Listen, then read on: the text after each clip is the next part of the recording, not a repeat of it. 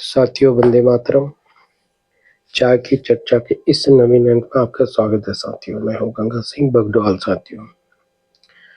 साथियों, आज जो चर्चा का मुख्य विषय है हमारा, आपने देखा होगा कि एक चिट्ठी है। जो मुख्य विषय है वो एक चिट्ठी है जो कि पूजा पाल ने लिखी थी। पूजा पाल ने लिखी है, जो कि सपा के विधायक है वर्तमान में। वो चिट्ठी लिखी जो गई है उसमें स्पष्ट लिखा गया है कि जो इस समय सपा के जो राष्ट्रीय अध्यक्ष हैं, पूर्व मुख्यमंत्री उत्तर प्रदेश अखिलेश यादव, उनके द्वारा मेरी हत्या की जा सकती है भविष्य में। ये पूर्व चेतावनी भरा लेटर है जो मुख्यमंत्री को दिया गया है और भी शासन प्रशासन में। इसमें बड़ा हड़कंप मच गया साथियों। पूरी शासन प्रशासन में जो है पूरा हड़कंप, राजनीतिक क्षेत्र में बड़ा हड़कंप मचा है कि जो विधायक सपा के हैं और उन विधायक ने खुद सपा के जो राष्ट्रीय अध्यक्ष हैं उनको जो है उन पर आरोप लगाया कि उनके द्वारा मेरा जो है हत्या की जा सकती है भविष्य में कभी भी। तो बड़ा सोचनीय प्रश्न है और उसे विचार भी करना चाहिए। तो इसके परिप्रेक्ष्य में जो कुछ बातें हैं, सबसे पहले तो ये जानना जरूरी कि पूजा पाल है क्या, कौन है और ये मामला क्यों आया और क्या इसके पीछे क्या कारण हो सकते हैं साथियों, जो कि हमें समझना चाहिए और मेरे ख्याल से हर जनता को समझने का इसमें अधिकार भी है। उससे पता चलेगा कि वर्तमान राजनीति कितनी गंदी और भीषण हो गई है, जो कि मैं पहले भी अपने कई वीडियो में बता चुका हूं साथियों।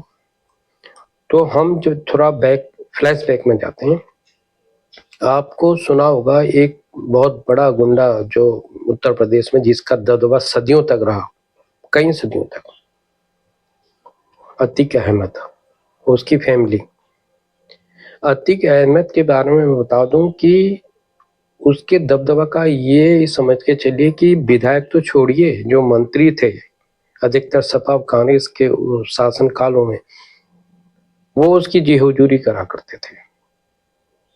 थाना पुलिस तो बहुत दूर की चीज है साथियों, नौकरी बचाना जो है बहुत मुश्किल होता था। उसका दबदबे का ये मतलब ये समझ के चलिए, स्पष्ट मैं आपको बता रहा हूँ आज, कि मंत्री तक जो है उसकी हुजूरी करते थे, जूठी चाय के प्याले तक उठाते थे उसके। वो कुछ समझता ही नहीं था, तो उसका चाहे वो जेल में भी रहेगा तो भी जेलर सलूट मारता था। तो ये पोजीशन नहीं है अतीक अहमद की अपने कार्यकाल में।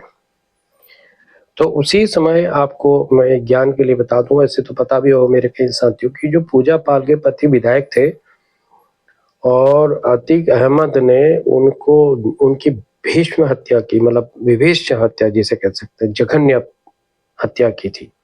और दौड़ा दौड़ा के कम से कम 500 राउंड फायरिंग उस समय पे चलाई थी साथियों, बुरी तरह मारा था। उनकी पत्नी है पूजा पाल। आप सोच सकते हैं, अगर आप फ्लैशबैक में जाएंगे तो आप सोच सकते हैं उस समय की पोजीशन क्या होगी। अगर मुख्यमंत्री भी उसमें अगर कोई आदेश उनको कहते थे अतीक अहमद से, तो रिक्वेस्ट करते थे। ये पोजीशन थी उस गुंडे की और उसकी फैमिली का ऐसा दबदबा था प्रयागराज के आसपास के इधर के पूरे अधिकतर क्षेत्र में साथियों। लेकिन उस समय जब उनकी हत्या विधायक की, तो जो पूजा पाल है, आप सोचिए, उसने बिल्कुल ये कहना चाहिए ना, वीरांगना की तरह उस समय की पोजीशन को आप समझ के चलिए, देख के चलिए, सोच के चलिए। उन्हें पूरी वीरांगना जिसे हम लोग कहते हैं, वीरांगना की तरह जो है क्या किया, सामने खड़ी हो गया अतीक अहमद के। ना डर, ना कोई दिक्कत, ना कोई तरह, बिल्कुल खड़ी रही। पहले वो भाजपा में रही, उसके बाद में फिर सपा के विधायक रही। आप ये समझ के चलिए। तो ये स्थिति पूजा पाल की है। अगर आप आज के संदर्भ में अगर थोड़ा आकलन करके देखेंगे तो आपको बिल्कुल खुद अपने ऊपर ये नहीं होगा कि संदेह पैदा होगा अपने ऊपर कि यार ऐसी परिस्थिति में ऐसे एक औरत खड़ी हो जाए, वो भी एक गृहिणी, कोई ना तो उसमें विधायक थी ना कुछ थी, लेकिन एक साधारण सी गृहिणी। तो ये इस देश का कल्चर है, संस्कृति है।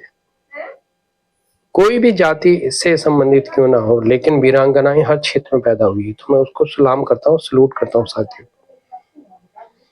अब क्योंकि वर्तमान में अतीक अहमद को आपने देखा होगा, योगी आदित्यनाथ जब से आए हैं, उन्होंने जितने भी गुंडे बदमाश हैं उन सबको धोबी पछाड़ मार मार के जो है उनको ध्वस्त कर दिया है और ऊपर पहुंचा दिया है। उनके शासन में ऐसा हो ही नहीं सकता कि कोई भी गुंडा बदमाश जो है वो इस प्रकार की हरकत कर सके साथियों। और बहुत उदाहरण मिल सकते हैं आपको, एक नहीं सैकड़ों हजारों उदाहरण मिल सकते हैं साथियों, और प्रतिदिन मिलते होंगे आपको साथियों। तो उस समय पे जो खुल के विरोध में अतीक अहमद के, जिसमें कि मैं कह रहा हूँ मंत्री तक नहीं आ सकते थे, विधायकों की तो बात छोड़िए आप, कोई पुलिस कप्तान पुलिस वाले भी नहीं आते थे, हुजूरी करते थे उस समय पे उनकी, ये समझ के चलिए आप। तो उसने जो है खुल के बिगुल फूका था इस पूजा पाल ने। वर्तमान में जहां जाती है अतीक अहमद के बारे में बोलती है, और अतीक अहमद के समर्थन में अखिलेश यादव रहे हैं, आपने देखा होगा। जिसमें अतीक अहमद को जो है कुछ गुंडों ने मारा है, बिल्कुल जिसमें उनको ले जा रहे थे। तो आपने देखा होगा कि खुल के अखिलेश और उसकी पार्टी सामने उसके समर्थन में रही है, उसकी पूरी फैमिली के समर्थन में रही है। तो पूजा पाल ने इसका विरोध तो करना ही करना था। जहां पूजा पाल जाएगी तो निश्चित तौर पर भाई उसकी पहचान और उसका प्रतीक वही है कि अतीक अहमद वर्सेस पूजा पाल, ये कभी इतिहास में भी बंद नहीं हो सकता साथियों।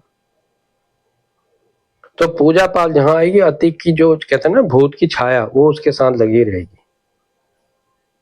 अब ये जो मामला है ये इतना अधिक गर्म हुआ है कि अखिलेश यादव जो हैं उन्होंने सपा इस विधायक को कई बार कहा होगा, अपने स्तर से समझाया होगा भाई, लेकिन पूजा पाल बिल्कुल मानने को तैयार। उसने तो स्पष्ट जो है कहा कि भाई योगी आदित्यनाथ जब से आए हैं उन्होंने इस प्रकार से कार्य किया है कि ये वंदनीय है, और सपा अध्यक्ष को ये बात मतलब हजम नहीं हुई। आपने देखा होगा तो अंतराल में जो वाद विवादों का पिटारा चलता रहा और पूजा पाल किसी प्रकार से झुकने को तैयार नहीं हुई। जब वो अतीक अहमद के सामने नहीं झुकी तो भैया आप खुद सोच सकते हैं तुम्हारे सामने कैसे झुकेगी भाई। तो उसने स्पष्ट कहा, सच्चाई की कि भाई अगर आज महिलाओं का सम्मान है, सुरक्षा है, तो ये योगी आदित्यनाथ की बदौलत ही है। तो क्या बुरा कहा बताइए आप। तो इस महिला विधायक की दिलेरी इस प्रकार की रही है, तो इसको तो सलाम बिल्कुल बनता है साथियों। अगर उन परिस्थितियों को अगर हम देखेंगे तो सिहरन पैदा हो जाएगी, जिस प्रकार से उसमें अतीक अहमद का जज्बात होता था। जरा सोचो साथियों, और स्वयं को उसके स्थान पर रख के देखो आप, तो उस समय की परिस्थिति को रख के देखो, तो आपको खुद इस महिला का, इसकी वीरता का, इसकी साहस का, इसके अदम्य साहस जिसे हम लोग बोल सकते हैं, आपको प्रमाण मिलेगा साथियों। क्योंकि साथियों समय और परिस्थितियां जो होती है ना वो अहम होती है, समय के अनुसार आपको चलना पड़ता है, समय आपके साथ नहीं चलेगा साथियों। तो योगी जी इसके बाद जो है, जब अखिलेश जी का बार बार मामला ऐसा रहा कई मामलों में, तो इसको जब वहां से निष्कासित किया गया तो इन्होंने स्पष्ट कहा उस पत्र में कि भाई मुझे अगर भविष्य में कोई भी खतरा है मेरी जान को माल को हो सकता है तो ये अखिलेश यादव इसके जिम्मेदार रहेंगे। तो अगर हम समझते हैं, अपना निजी हमारी राय है, अगर हम समझते हैं तो कोई गलत नहीं कहा, बहुत सही कहा है और डंके की चोट पे कहा। ठीक है साथियों, इसी के परिप्रेक्ष्य में अब जो लड़ाई, अब दूसरी बात आप यहाँ देखिए, एक साधारण सी विधायक है अखिलेश यादव, क्या है वो राष्ट्रीय अध्यक्ष हैं सपा के, पूर्व मुख्यमंत्री। पहली बात तो यह है कि उनको अगर ABCD जानकारी जियो पॉलिटिक्स में, जबकि 5 साल तो वो मुख्यमंत्री भी रहे, तो उनको उनके सामने आना ही नहीं चाहिए था। उनके सामने आने की, बोलने की जरूरत थी क्या? उनके पास तो इतने प्रवक्ता हैं, किसी भी स्टेज के लिए उनके पास प्रवक्ता हैं, उनके पास बड़े बड़े लीडर हैं सपा के, तो उनको खुद सामने आने की जरूरत ही क्या है? आप खुद सोचिए साथियों। नहीं साहब, सामने आ गए। तो वही बात है ना, जैसे मैंने बताया आपको पप्पू की छिचोरी हरकत होती है, उसी प्रकार से इस बंदे की भी छिचोरी हरकत रही है, चाहे वो राष्ट्रीय अध्यक्ष क्यों ना हो। क्योंकि ये देखिए साथियों, इस देश में कुछ पार्टी ऐसी है कि जिनके पास जब तक वो रहेंगे दो अधिकार तो हमेशा रहेंगे। किसी भी पार्टी, कुछ है पार्टियां, नंबर एक, राष्ट्रीय अध्यक्ष की पोजीशन, पद वो आरक्षित है, और नंबर दो, अगर सत्ता में वो पार्टी आती तो मुख्यमंत्री का पद। समझ में आ रही ना आपको बात?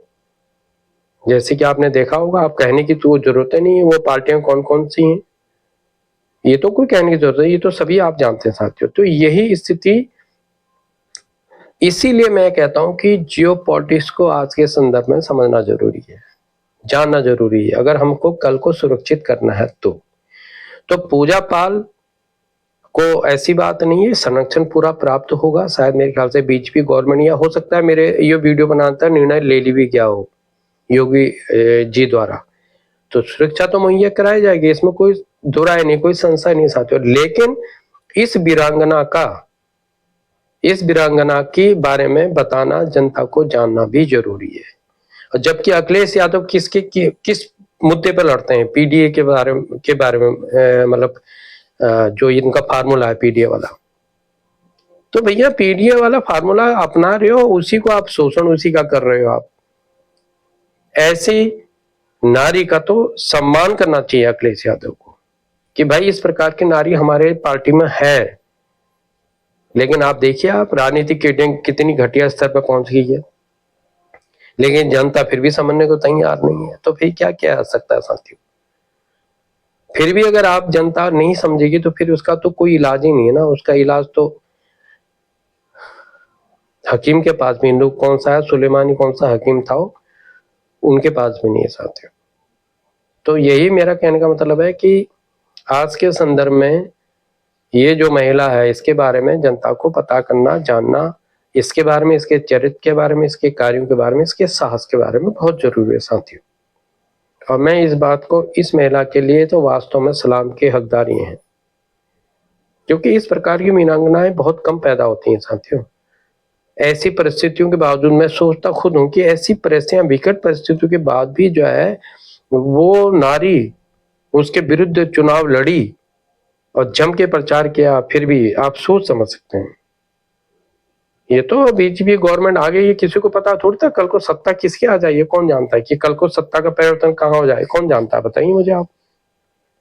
आज की परिस्थिति है, रात ही रात में चेंज हो सकती है, परिस्थितियां तो रात ही रात बदल सकती हैं साथियों। तो लेकिन साहस और उसका परिणाम आप देख रहे होंगे कि आज के संदर्भ में वो अडिग खड़ी हुई है। और पीडीए तो वास्तव में, पीडीए है क्या? अखिलेश जी की कौन सी पीडीए मुझे बताइए। पीडीए की जो वास्तविक हकदार, अगर आप वास्तव में मैं समझना चाहता है मेरी समझ से, तो वो सुश्री बहन मायावती, उनसे बड़ा पीडीए है क्या साथियों? मुझे बताइए आप, उनसे बड़ा पीडीए है कोई? ना है ना होगा। जो उनका संघर्ष रहा है, जो उनका पारिवारिक ग्राउंड रहा है, तो उसके संदर्भ में आप देखेंगे तो ये तो सब सक्षम लोग हैं।